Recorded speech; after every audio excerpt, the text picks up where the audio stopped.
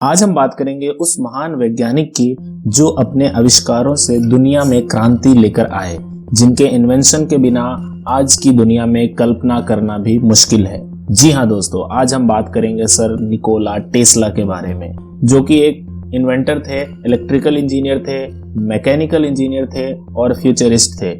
उनकी कई सारी इन्वेंशन में से 3 सबसे बड़ी इन्वेंशन मानी जाती है, जिसमें सबसे पहला नाम आता है ऑल्टरनेटिव करंट का, दूसरा है इंडक्शन मोटर और तीसरा है टेस्ला कोयल। ये उनकी 3 सबसे बड़ी इन्वेंशन थी। सर निकोला टेस्ला वो साइंटिस्ट थे जिन्हें आज लोग एक पागल, एक सन की साइंटिस्ट के नाम से भी जानते हैं। तो आज हम उनकी जिंदगी से जुड़ी ऐसी बातों को जानेंगे जो शायद आज तक आप नहीं जानते हैं। नंबर 1, टेस्ला की याद फोटोग्राफिक थी। जी हाँ, उनकी याद इतनी अच्छी थी, उनका मेमोरी पावर, कि जब भी कोई चीज़ वो पढ़ते थे या देख लेते थे तो उनके दिमाग में वो चीज़ छप जाती थी। अगर वह किसी बुक को पढ़ते थे तो उनको पूरी बुक याद हो जाती थी। जी हाँ, ठीक वैसे ही जैसे एक रोबोट को याद हो जाता है। नंबर 2, टेस्ला कुछ भी सोचते थे या किसी भी इन्वेंशन का आइडिया जब उनके दिमाग में आता था तो वह उसे लिखने या ड्रॉ करने में अपना टाइम बिल्कुल भी वेस्ट नहीं करते थे। वो सीधा उस आइडिया पर काम करना शुरू कर देते थे। नंबर 3, सर निकोला टेस्ला को 8 भाषाओं का ज्ञान था, जिसमें से इंग्लिश, फ्रेंच, चेक, Serbo Croatian, German, Hungarian, Latin और इटालियन थी। सर निकोला टेस्ला इन सभी भाषाओं को आसानी से बोल लेते थे।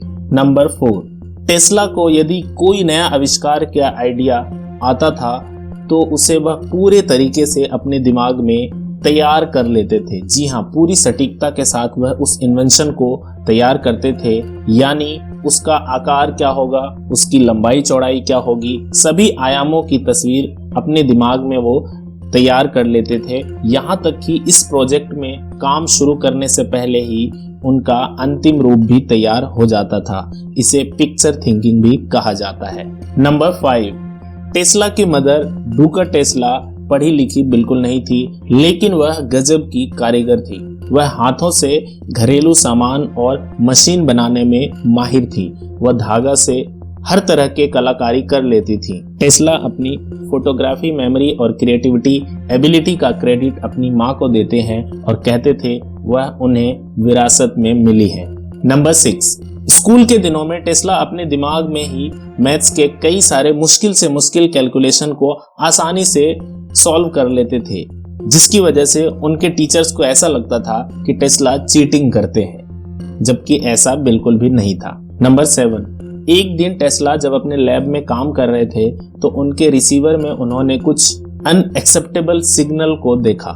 जी हाँ, इसको लेकर टेस्ला का अनुमान था कि वह सिग्नल किसी दूसरे प्लेनेट से आए थे और उनका किसी दूसरे ग्रह से संपर्क जुड़ा था। इस बात का जिक्र 1899 में रिपोर्टर को लिखे अपने लेटर में भी उन्होंने किया था।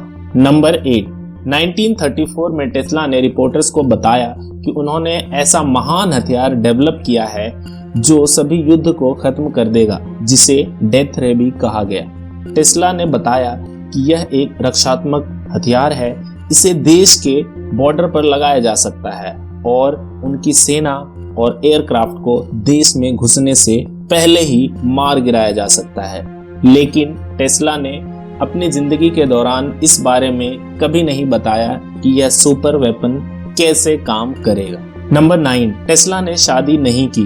वो कहते थे कि उनका ब्रह्मचार्य जीवन उनकी तकनीकी मामलों में सहायताजनक रहा है। बाद में उन्होंने एक रिपोर्टर से बात करते हुए यह भी कहा था कि वह कई बार ऐसा भी महसूस करते हैं कि शादी ना करके उन्होंने साइंस के लिए एक बहुत बड़ी कुर्बानी दी। नंबर 10, टेस्ला का जन्म सर्बिया के एक धार्मिक परिवार में हुआ था। उनके पिता एक पादरी थे और वह चाहते थे कि टेस्ला भी एक पादरी बने, मगर टेस्ला को इसमें बिल्कुल भी दिलचस्पी नहीं थी। नंबर 11, 17 साल की उम्र में टेस्ला को हैजा हो गया था। कई बार ऐसा हुआ कि वह मरते मरते बचे। 8 से 9 महीने के लिए वह सिर्फ बिस्तर पर ही पड़े रहे। टेस्ला के पिता ने इन निराशाजनक पलों में उन्होंने टेस्ला से वादा किया कि वह इस बीमारी से निजात पाते हैं तो उन्हें एक बेस्ट इंजीनियरिंग स्कूल में भेजेंगे।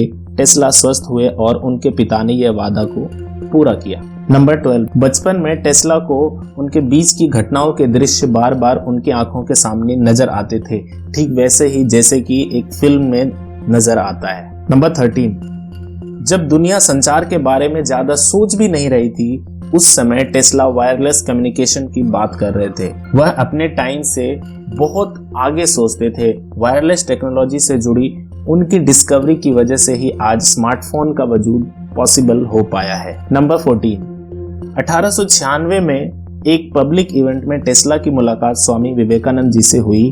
13 फरवरी 1896 को अपने किसी दोस्त को लिखे एक लेटर में स्वामी विवेकानंद जी ने इस बात का जिक्र किया था कि दोनों की इस टॉपिक पर बात हुई थी कि कैसे टेस्ला के एनर्जी को लेकर आइडियाज वेदांती कॉस्मोलॉजी से मिलते हैं। नंबर 15, टेस्ला ने एक रेडियो कंट्रोल नाव बनाई थी जो रिमोट से चलती थी। रेडियो कंट्रोल सिस्टम में रेडियो द्वारा ट्रांसलेट किए गए सिग्नल से डिवाइस को कंट्रोल किया जाता था। टेस्ला यह आइडिया यूएस मिलिट्री को बेचना चाहते थे कि वह इसका इस्तेमाल युद्ध में एक रिमोट कंट्रोल रेडियो के रूप में कर सकते हैं, लेकिन यूएस मिलिट्री ने इसमें अपनी कोई रुचि नहीं दिखाई। पहले विश्व युद्ध तक रिमोट कंट्रोल के बारे में लोग ज्यादा नहीं जानते थे और पहले विश्व युद्ध के बाद तब इसके बारे में जानकारी बढ़ी।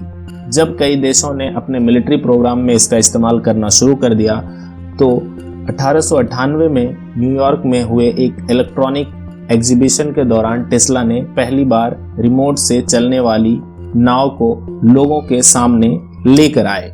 जब वहां मौजूद भीड़ ने उसे देखा तो किसी को भी यकीन नहीं हुआ